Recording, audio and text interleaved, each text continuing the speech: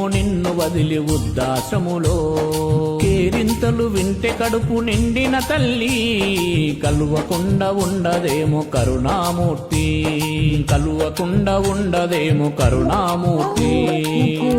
అంటేనే ఊరంతా చెప్పిన తల్లి ఉండదేమో నిన్ను వదిలి వృద్ధాశ్రములో.